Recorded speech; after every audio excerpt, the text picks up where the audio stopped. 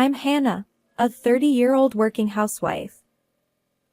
I live with my husband, just the two of us. We've been married for a year, so we don't have any children yet. But we had a fairly enjoyable everyday life. Whenever we had a day off together, we would go out and eat delicious food. We both worked, so we indulged ourselves a little and had fun. At our age, there are many people who already have children, but we weren't pressured to have any. Both my parents and my in-laws seemed to think that we should leave it to the stork's mood. Besides, we were newlyweds, so we wanted to enjoy ourselves while we could. That's how we spend our days, but lately my husband's behavior has changed. He's always sneaking around, and he's cold when I talk to him. He always holds his smartphone, and he takes it with him even when he goes to the bathroom or the bath.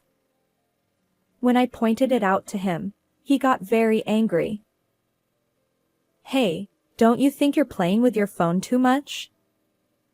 You take it everywhere, don't you? Can't you do something about it? What? It's none of your business. What does it have to do with you? Well, it doesn't, but still. Our conversation has decreased, hasn't it? We're still newlyweds, you know? Shut up. Are you my mother? Let me do what I want. Do you know who's making this lifestyle possible for you? What? I'm the one who earns money and feeds you, so don't tell me what to do. Got it? Understand? I was shocked by what he said to me. I didn't think he was such a chauvinist, and I was also surprised. Sure, his income was higher than mine. But I worked too. I worked hard, and I wasn't relying on him for everything. Even if I was a full-time housewife, I wouldn't want to be spoken to like that. It was a completely inconsiderate remark, and I couldn't forgive it. He said he was the one who made it possible for me to live, but who did he think was doing the household chores? He helped me with them for the first month after we got married. But he doesn't do any housework anymore. He acts like it's natural for me to do it. I was also annoyed by that. So I talked back to him. Hey, you said who's making this lifestyle possible for you, right? Can I ask you something? Who do you think makes it possible for you to wear clean clothes and sleep in a clean bed? What? I'm the one who always does the laundry and makes the bed, right? Wrong. You don't do any housework at all, do you? Don't act so arrogant. Then he got even angrier and hurled horrible words at me. They were so bad that I wanted to cover my ears. Shut up. I married you, an old hag like you, so you should be grateful. Don't act so high and mighty, you old hag. You're nothing but a maid who earns pennies and does housework. Excuse me? No, maybe a slave. Yeah, that's right. You're a perfect slave. Just be quiet and do what I say. And don't tell me what to do. Got it? He said that while tearing up the beauty magazine that I loved to read, which was lying around. I was going to read it now, and I was very sad. I had been looking forward to buying it every month. It wasn't a big amount of money, but it was quite shocking to me. He was so angry that he exploded in a tantrum. He wasn't like that when we were dating, and I didn't know at all. He didn't even get that angry when we first got married. Maybe this was his true nature, I started to hate him more and more. But he was someone I loved once. Maybe if I tried to compromise a little, we could understand each other better. I thought that, and I tried to understand him somehow. But he didn't seem to want to compromise with me. He didn't help me at all when I was busy with housework. And he didn't take care of me when I was sick in bed with a cold. He even treated me like a germ and told me not to come near him. I didn't catch a cold on purpose, and I wasn't wandering around the house. But it was okay to go get a drink, right?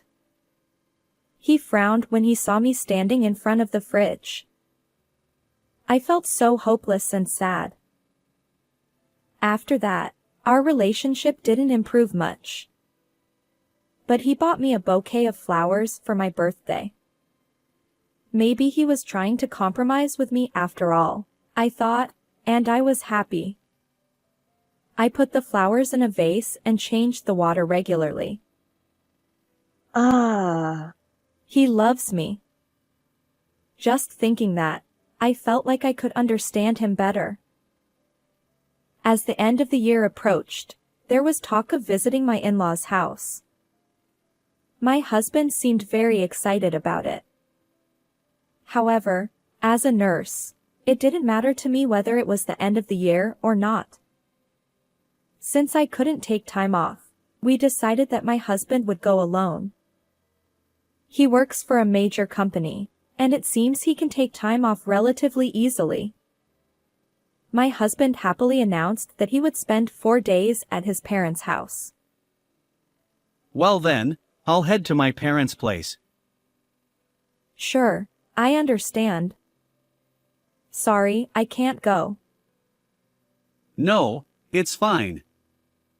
Can't be helped. I'll visit just for that one day when I have time off.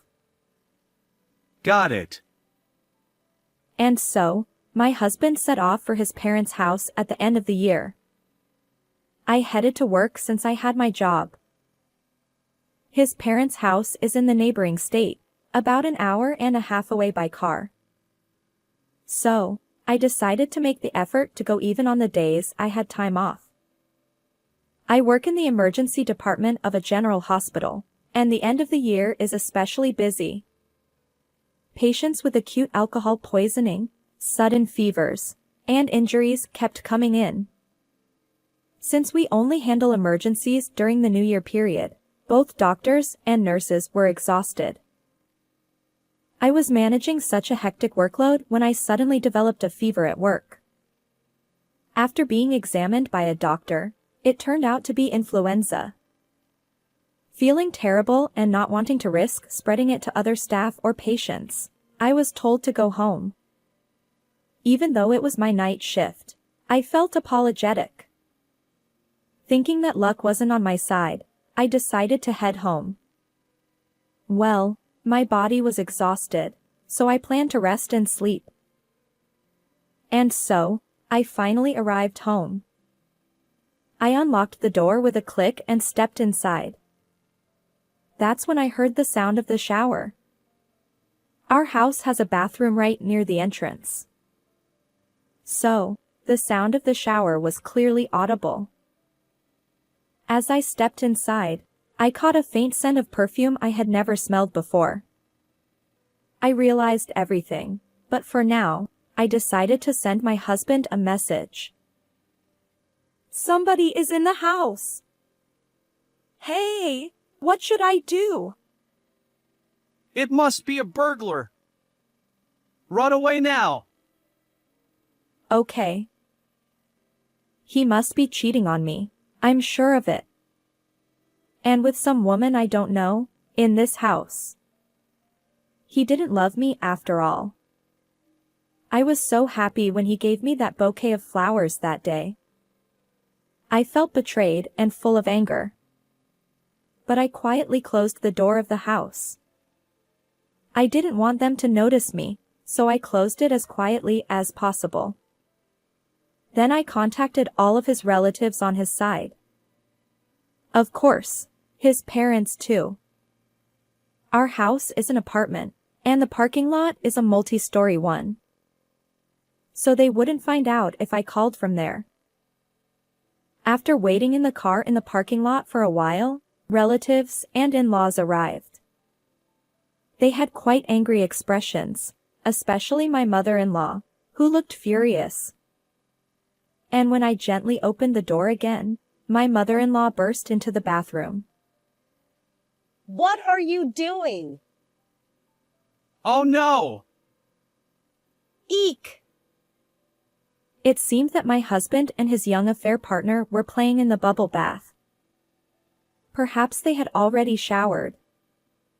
Even in the bathroom, my husband was holding his phone, but he dropped it into the foamy water. He must have been recording something scandalous. You've really gone and cheated on me, you scoundrel. Wait! Listen! It's not what you think. It's not exactly cheating. What's different? Doing something like this with a woman I don't even know. No matter how you explain it, it's still cheating, isn't it? My husband looked like he was about to cry as he glanced at me. Even the affair partner, tears in her eyes, looked up at me. I absolutely couldn't forgive these two. So, I took out my phone and played back the recording. The truth is, when I entered the house earlier, I had recorded their scandalous conversation. This is undeniable evidence of the affair. This conversation definitely sounds scandalous, doesn't it? How are you going to explain it? Well, you see, it wasn't serious, just fooling around. My husband's foolish explanation set off my mother-in-law's anger. And she yelled at them like crazy. What do you mean it's not cheating? Don't you feel sorry for Hannah? I didn't know you were such a fool. The quiet father-in-law was also angry and scolded his son.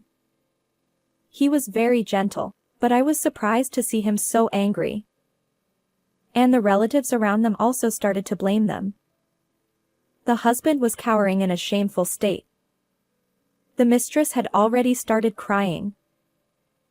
You said you had something urgent to do today and left, but you were doing this. You did this to have fun cheating. Well, You're no longer my son or anything. You're a stranger from today. what? The husband looked very shocked. It was natural, since he was disowned by his own parents. But it was his fault for doing such a thing. He was certainly wrong. One of the relatives was a very scary uncle, and he cursed the husband a lot. The husband was afraid of him and started crying. He was pathetic for a man. Please, don't blame me so much. I'm sorry. Me too. Please forgive me. No, I won't forgive you. I will claim damages from you. What? Damage. Wait, please. I don't want that. Huh? You committed adultery, so you have to pay. If you didn't want to face legal action, you shouldn't have done such a thing in the first place. The cheating partner cried more and her eyes turned red. She would probably have swollen eyes tomorrow. The husband sobbed with a runny nose. I thought he was disgusting. I had no love left for this husband. All I had was hatred. I would never forgive this husband. So I decided to go to a lawyer's office on my day off. For now, I wanted to kick them out of the house, so I packed their belongings. I stuffed the husband's belongings into a Boston bag and threw it outside. I also threw out the cheating partner's expensive-looking bag. I kicked out the husband and the cheating partner and told them never to come back. I don't need dirty people in this house, so don't come in anymore. Bye. Wait! Please let me in. Shut up. Be quiet. Oh. The in-laws and relatives left by car. The husband and his lover were having a lover's quarrel outside. They were arguing about who invited whom today. Listening to them, I thought they were idiots. They were so noisy that they might bother the people in the other rooms, so I called the police. The husband and his lover were warned and dispersed. That day, of course, the husband didn't come back. He probably went to some business hotel or somewhere. I didn't feel lonely or anything. I felt refreshed.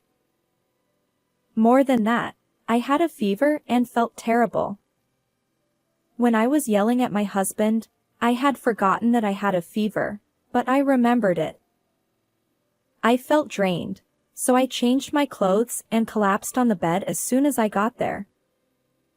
There were some emergency retort foods and drinks in the house. I thought I could manage without anyone. But what on earth was my husband thinking? He said he was going back to his parents' house, but he lied and came back home to cheat on me. I was really disgusted. He knew I was working the night shift and he targeted me that day. How much did he look down on me? I told the relatives and in-laws that I had the flu.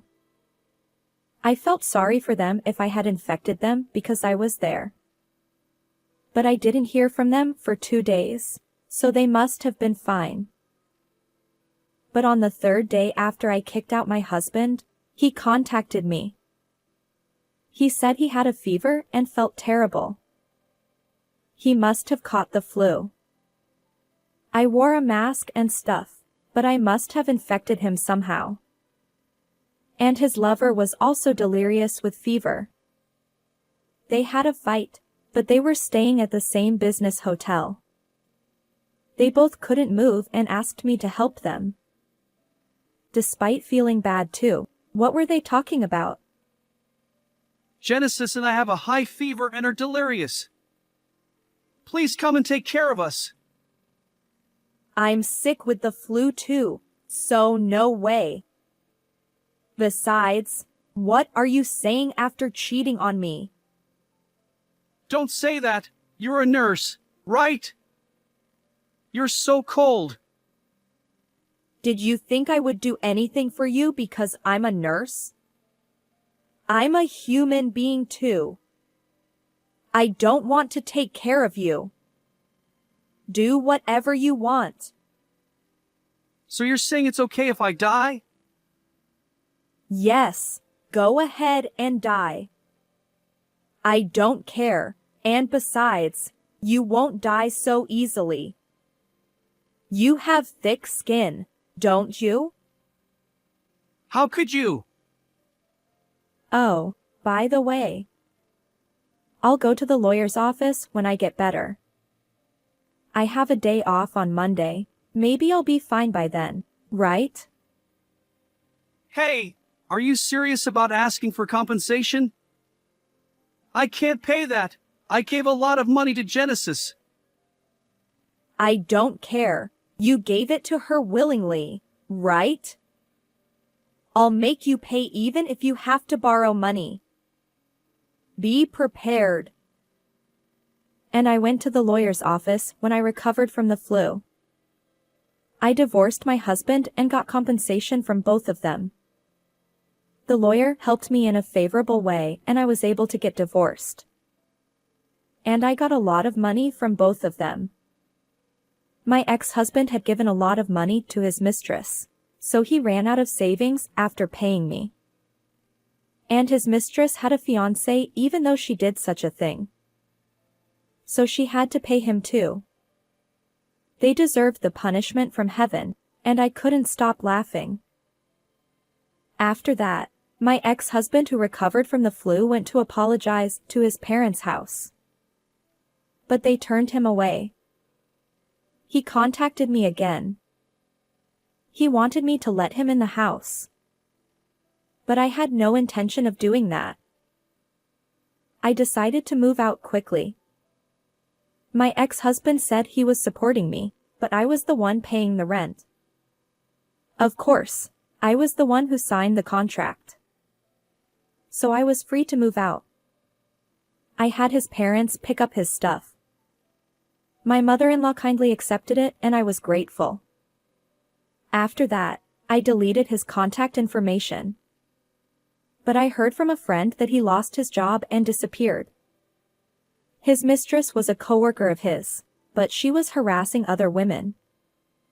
She was so disgusting. Now, I live comfortably in a different apartment. I'm busy with work, but I'm happy and have no problems. Life is long, and I want to get married again if I find a good partner. I'll make sure to choose carefully next time. How did you like this story? Please subscribe to the channel. See you in the next video.